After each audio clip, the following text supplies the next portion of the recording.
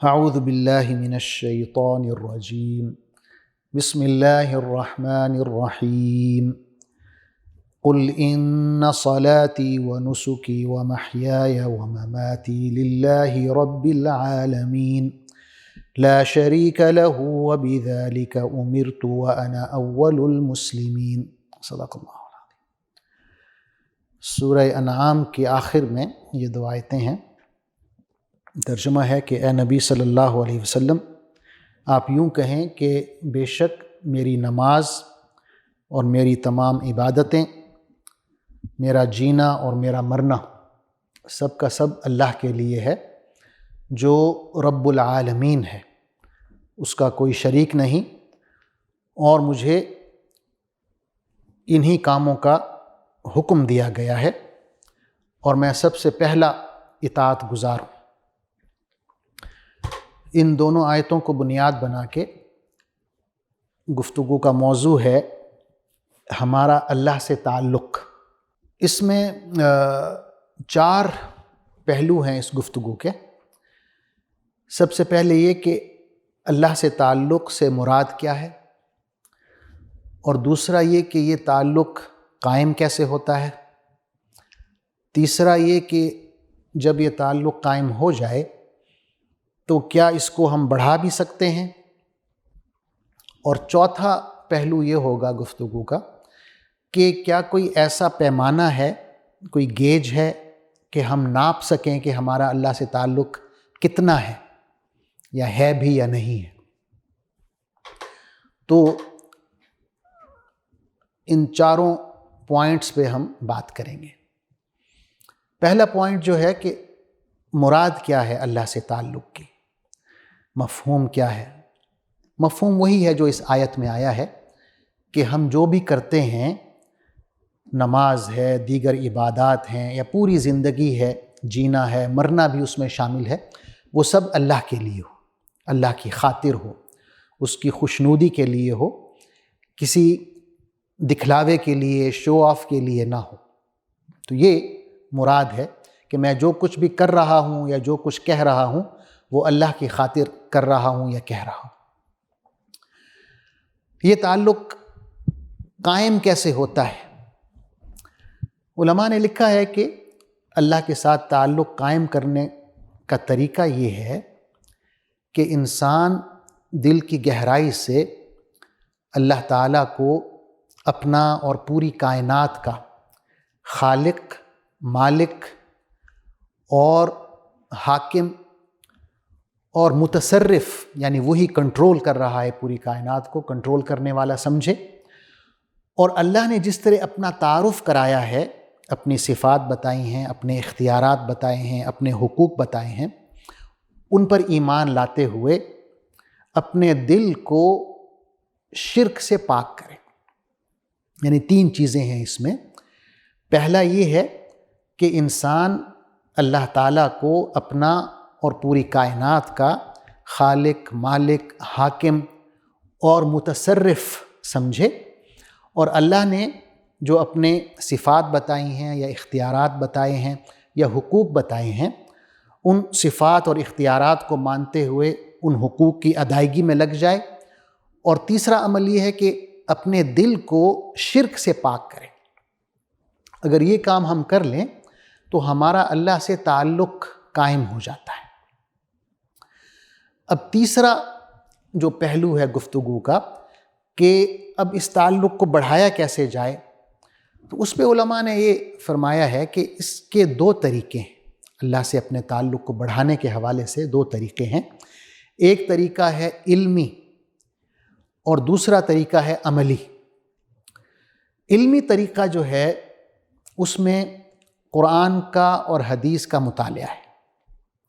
جتنا زیادہ آپ قرآن مجید کا مطالعہ کریں گے اتنا زیادہ اللہ سے ہمارا تعلق بڑھے گا، کیونکہ قرآن مجید کی جو آیات ہیں، جو کہ اللہ کا کلام ہے، جب آپ پڑھنا شروع کرتے ہیں سمجھ کے، تو گویا کہ آپ اللہ سے ہم کلام ہو رہے ہوتے ہیں۔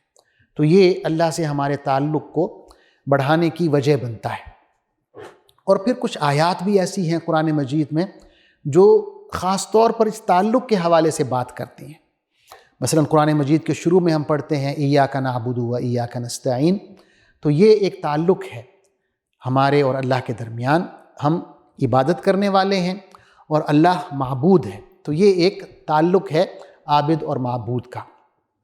یا آگے چل کے سورہ بقرہ میں ہم پڑھتے ہیں کہ اللہ تعالیٰ فرشتوں سے اپنا جو ارادہ ہے انسان کو پیدا کرنے کا وہ بتا رہے ہیں، وَإِذْ قَالَ رَبُّكَ لِلْمَلَائِكَةِ إِنِّي جَاعِلٌ فِي الْأَرْضِ خَلِيفَةً، کہ وہ وقت بھی قابل ذکر ہے جب تمہارے پروردگار نے فرشتوں سے یوں کہا کہ میں زمین پر ایک خلیفہ مقرر کرنے والا ہوں۔ خلیفہ کیا ہوتا ہے؟ نائب ہوتا ہے، جو آقا کا، حاکم کا حکم جوں کا توں اپنے اوپر بھی اور جو اس کے اختیار کے تحت ہیں ان پر نافذ کرتا ہے۔ تو یہ بھی ایک نسبت ہے، ایک تعلق ہے کہ ایک آقا ہے اوپر اور نیچے اس کا نائب ہے، اور آقا کی طرف سے احکام آ رہے ہیں، نائب جو ہے اس احکام کو اپنے اوپر بھی اور دیگر لوگوں کے اوپر بھی نافذ کر رہا ہے۔ تو یہ ایک تعلق ہے حاکم کا اور محکوم کا۔ یا اور آگے چلے جائیں سورہ توبہ میں اللہ تعالیٰ فرماتے ہیں ان اللہ اشتری من المؤمنین انفسهم واموالهم بان لهم الجنہ یقاتلون فی سبیل اللہ فیقتلون ویقتلون، کہ اللہ نے مومنوں سے خرید لی ہیں ان کی جانیں اور ان کے مال، اور بدلے میں کیا دے گا؟ جنت۔ تو یہ ایک خرید و فروخت ہو رہی ہے، اللہ تعالیٰ خریدار ہیں اور ہم اللہ کو اپنی جانیں اور اپنے مال بیچ رہے ہیں، تو یہ بھی ایک تعلق ہوتا ہے خریدار کا اور فروخت کنندہ کا۔ اس طرح اور بھی بہت سی آیات ہوں گی قرآن مجید میں جس میں اللہ تعالیٰ اپنا تعلق بتاتے ہیں بندوں کے ساتھ۔ احادیث میں ہم پڑھتے ہیں کہ جب ہم لوگوں کی مدد کرتے ہیں تو اللہ ہمارے قریب ہوتا ہے۔ قیامت کے دن اللہ تعالیٰ، حدیث قدسی میں ہے، پوچھیں گے کہ میرے بندے میں بیمار پڑ گیا تھا، تم نے میری عیادت نہیں کی، تو بندہ کہے گا کہ یا اللہ تو تمام کائنات کو شفا دینے والا ہے، پالنے والا ہے، تو کیسے بیمار پڑ گیا؟ تو اللہ کہے گا کہ میرا فلاں بندہ بیمار تھا، اگر تم اس کی عیادت کرتے، وہاں جاتے، اس کی دیکھ بھال کرتے، اس کی مدد کرتے تو تم مجھے وہاں پر موجود پاتے۔ تو یہ ایک تعلق کی بات ہو رہی۔ تو یہ علمی طور پر تعلق کو بڑھانا ہے کہ قرآن کا ہم مطالعہ کریں، احادیث کا مطالعہ کریں، اس سے ہمارا جو تعلق ہے اللہ سے وہ مضبوط ہوتا ہے۔ دوسرا جو طریقہ ہے عملی، وہ عبادات کے ذریعے۔ عبادات تو بہت زیادہ ہیں، لیکن چند عبادات ایسی ہیں جن کے بارے میں علماء نے کہا ہے کہ اللہ کے ساتھ ہمارے تعلق کو بڑھانے میں یہ بہت اہم کردار ادا کرتی ہیں۔ ان عبادات میں جو سر فہرست عبادت ہے وہ نماز ہے۔ نماز کے حوالے سے قرآن مجید میں ہم جو آیات پڑھتے ہیں ان میں لفظ آتا ہے صلاۃ کا۔ صلاۃ کا جو لفظ ہے یہ صلہ سے نکلا ہے، اور صلہ کا مطلب ہے جوڑنا، یہ صلہ رحمی ہے، رشتہ داروں کے ساتھ آپ تعلق کو جوڑتے ہیں، تو صلاۃ کا لفظ اسی میں سے نکلا ہے۔ قرآن مجید میں ہے وَأَقِمِ الصَّلَاةَ لِذِكْرِي، کہ میری یاد کو، میرے تذکرے کو قائم کرنے کے لیے آپ نماز قائم کریں۔ تو یہ جو نماز ہے، فرض نماز تو ہے ہی ہم پر فرض، لیکن اس کے علاوہ اگر ہم نوافل کا بھی اہتمام کریں، سنتوں کا بھی اہتمام کریں، تو یہ جو تعلق ہے ہمارے اللہ تعالیٰ کے ساتھ یہ بہت زیادہ بڑھ جاتا ہے۔ نماز کے بعد جو اہم ترین عبادت ہے جو ہمارا تعلق اللہ سے بڑھاتی ہے وہ روزہ ہے۔ روزہ ایک بہت ہی پرسنل عبادت ہے اللہ تعالیٰ کے ساتھ، یعنی اگر آپ کوئی گناہگار سے گناہگار مسلمان بھی تصور میں لے آئیں تو وہ بھی جب روزہ رکھتا ہے تو اس روزے میں وہ کوئی خیانت نہیں کرتا، کوئی گڑبڑ نہیں کرتا، کیونکہ اس کو پتہ ہوتا ہے کہ وہ اللہ کے ساتھ ایک ذاتی لیول پر اللہ کے ساتھ اس کا تعلق قائم ہے اور وہ اللہ کی یہ عبادت کر رہا ہے۔ کسی کو دنیا میں پتہ نہیں ہوتا کہ وہ روزے سے ہے یا نہیں ہے، لیکن اس کے باوجود ایسا نہیں ہوتا کہ وہ اپنے روزے میں کوئی ڈنڈی مار جائے یا کوئی گڑبڑ کرے۔ اور غالباً اسی لیے ہم پڑھتے ہیں حدیث قدسی میں کہ اللہ تعالیٰ نے فرمایا ہے الصوم لی وانا اجزی بہ، کہ یہ جو روزہ ہے یہ خاص طور پر میرے لیے رکھا جاتا ہے اور صرف میں ہی اس کی جزا دے سکتا ہوں۔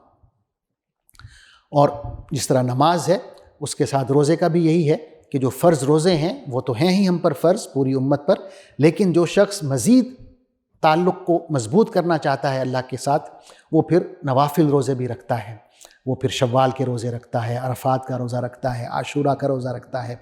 اور حضور اکرم صلی اللہ علیہ وسلم کا تو معمول تھا کہ ہر مہینے ایام البیض کا ذکر ہے، 13ویں، 14ویں اور 15ویں کا روزہ، یا ہر جمعرات اور ہر سوموار کا روزہ آپ صلی اللہ علیہ وسلم رکھتے تھے۔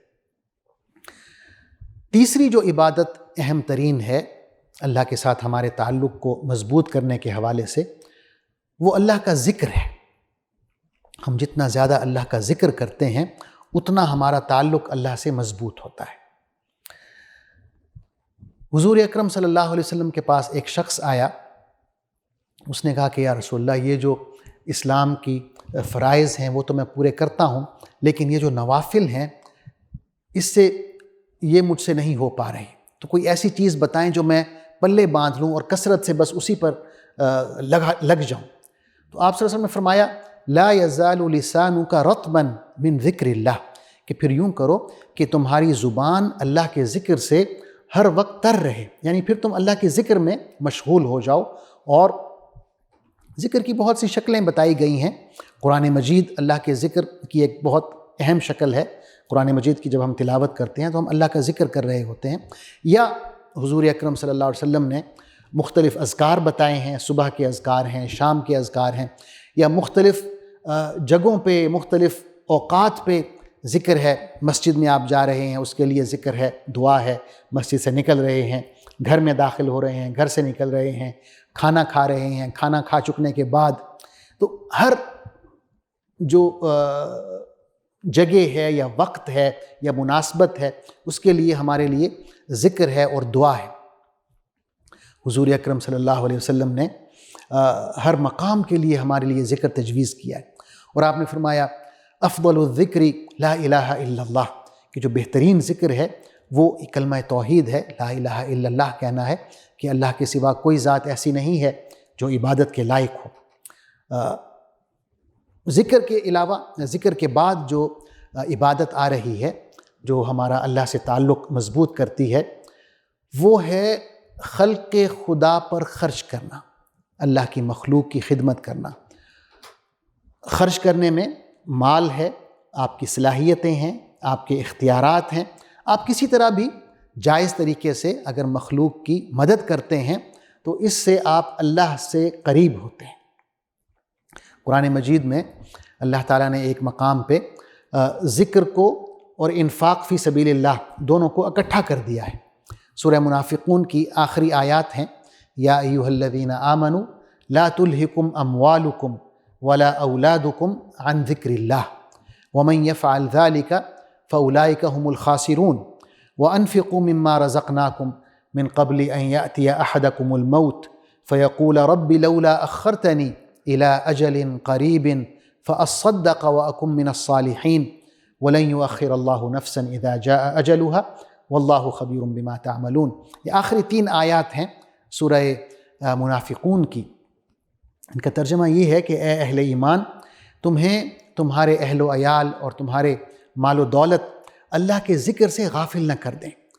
جو ان کی وجہ سے غفلت میں پڑ گیا وہ یقیناً نقصان اٹھانے والوں میں سے ہو جائے گا، خسارہ اٹھانے والوں میں سے ہو جائے گا۔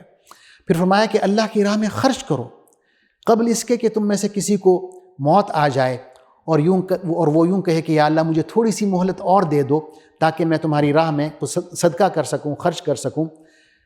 لیکن اللہ نے اپنا جو فیصلہ ہے، جو اس کی سنت ہے وہ بتائی کہ جب کسی کا وقت آ جائے گا تو پھر اسے بالکل مہلت نہیں دی جائے گی۔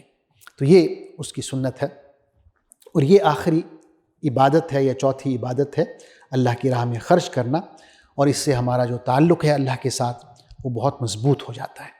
تو یہ گفتگو کا تیسرا پہلو تھا کہ ہم اپنے تعلق کو کس طرح بڑھا سکتے ہیں، اور اس کے یہ 2 طریقے تھے۔ ایک علمی طریقہ ہے قرآن و سنت کے مطالعے کے ساتھ، اور دوسرا یہ عملی طریقہ ہے عبادات کے ساتھ۔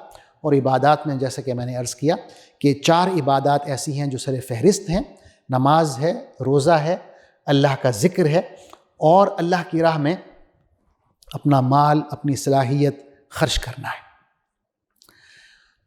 گفتگو کا آخری جو پوائنٹ ہے میری گفتگو کا وہ یہ ہے کہ ہم کس طرح معلوم کر سکتے ہیں کہ ہمارا اللہ کے ساتھ تعلق کتنا بڑھا ہوا ہے یا خدا نخواستہ کم ہو رہا ہے۔ تو علماء نے لکھا ہے کہ یہ ہمارے دل میں اللہ تعالیٰ نے ایک گیج فٹ کی ہوئی ہے، آپ خود معلوم کر سکتے ہیں، کسی سے پوچھنے کی ضرورت نہیں ہے، اور وہ ایک ٹیسٹ ہے۔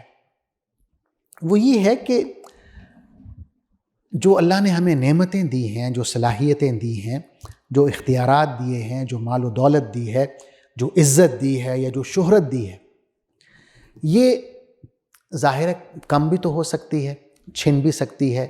ہمارا جو مال ہے چوری بھی ہو سکتا ہے، ضائع بھی ہو سکتا ہے، چوریاں ڈکیتیاں ہوتی ہیں۔ تو اگر فرض کریں کہ ہمارا مال چوری ہو جاتا ہے یا کوئی آ کے ہم سے چھین لیتا ہے یا ہماری عزت پہ کوئی حملہ کرتا ہے، تو اس وقت ہمیں کتنا غصہ آتا ہے۔ اور اگر کوئی اللہ کے دین پر حملہ کرتا ہے، اگر کوئی توہین رسالت کرتا ہے، اگر ہماری پارلیمان میں ایسے قوانین پاس ہوتے ہیں جو اللہ اور اس کے رسول کے خلاف بغاوت پر مبنی ہیں، تو اس وقت ہمیں کتنا غصہ آتا ہے۔ تو یہ ہم خود ہی اپنے آپ سے پوچھ سکتے ہیں، اپنے دل سے فتویٰ لے سکتے ہیں کہ کس وقت ہمیں زیادہ غصہ آ رہا ہے، اور اس سے ہم ناپ سکتے ہیں، جانچ سکتے ہیں کہ ہمارا اللہ سے تعلق کتنا مضبوط ہے یا ہے بھی یا نہیں ہے۔ اللہ تعالی ہمیں توفیق عطا فرمائے کہ ہم اس کی کتاب کا مطالعہ کریں، اس کے رسول حضرت محمد صلی اللہ علیہ وسلم کی سنت کا مطالعہ کریں، اور علماء نے جو طریقہ بتایا ہے اللہ سے تعلق کو مضبوط کرنے کا، عبادات کے ذریعے، قرآن و حدیث کے مطالعے کے ذریعے اپنا تعلق مضبوط کریں۔ جزاکم اللہ خیراً، وآخر دعوانا ان الحمد للہ رب العالمین، والسلام علیکم ورحمۃ اللہ وبرکاتہ۔